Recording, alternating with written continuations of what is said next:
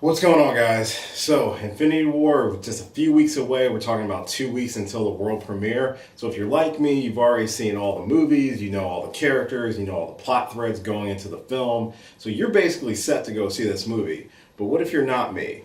What if you haven't seen any of the movies? What if you don't know anything really about what's going on? Characters, storylines through all 18 Marvel Cinematic Universe films, but we only have 2 weeks until until Infinity War comes out. So, what's there to do? Well, that's what I'm here to help you with. So, here's my list of the top 7 MCU films that you should see before Infinity War. Here we go. Number 1, The Avengers.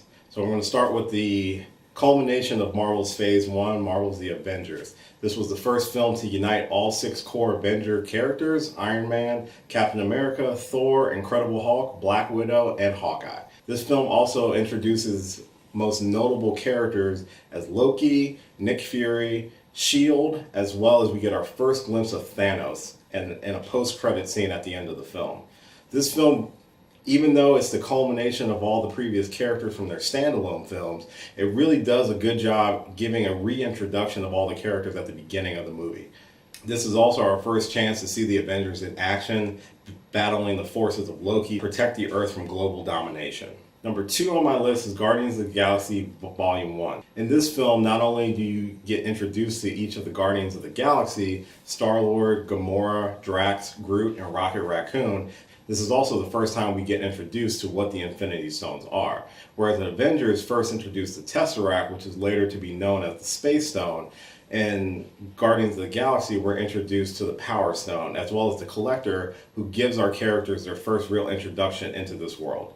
In this movie, we get our first real good look at Thanos, as well as the impending threat that he poses to the entire universe.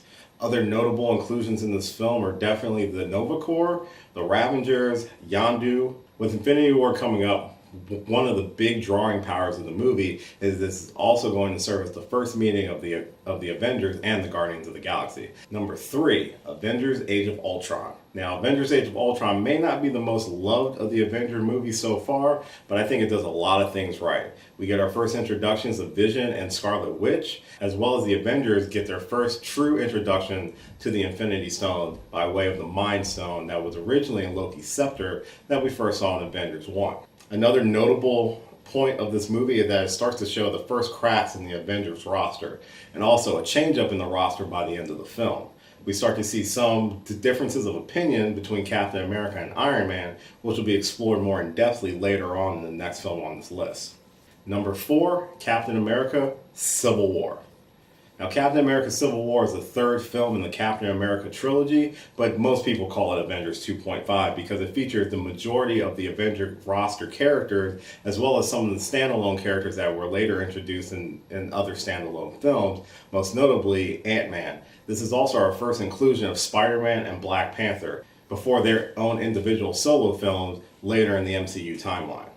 This is also the first time that we see the Avengers not only have to battle a villain, but themselves in the process. A huge point about Captain America Civil War is that this is the last film before Avengers Infinity War that will feature the majority of the roster of characters within Infinity War. So at the end of Captain America Civil War, we will have an idea of where our heroes will be at the start of Infinity War.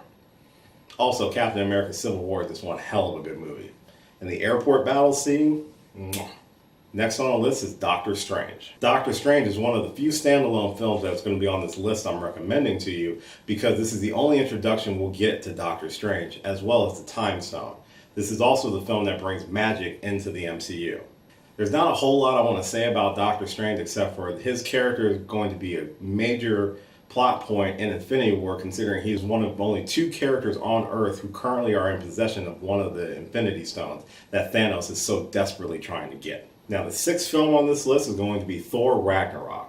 Thor Ragnarok is relatively a new film, just came out last year in 2017, but this is also the film that reunites Thor and the Incredible Hulk that were missing from Captain America Civil War. This is also the film that kind of gives a culmination to the Thor trilogy, at the same token starting a potential new trilogy with new characters. Most notably in this film is the potential for the villainess Hela, who was the main bad guy in Thor Ragnarok, potentially showing up in Infinity War. This also gives an opportunity for Thor and Loki to kind of reunite and have a really good old-fashioned brotherly relationship that you kind of see in Thor the Dark World, but since the last time Loki was primarily an antagonist, was in Avengers, it's interesting to see their relationship in this film.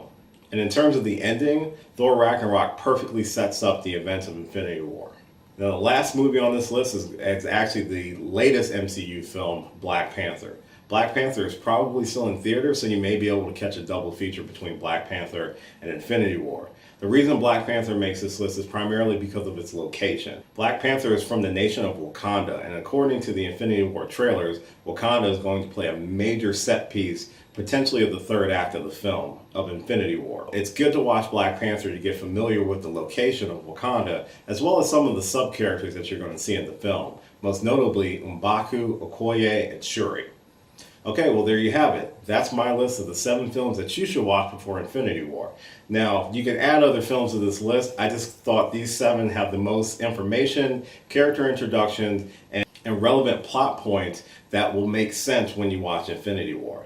But if you watch these 7, it'll at least give you an opportunity to go into Infinity War and have an enjoyable time and understand some of the stuff that's going on in the film. Well, I hope you enjoyed this video, and I hope this video was a little bit informative to some of the films that you can watch before you go see the movie.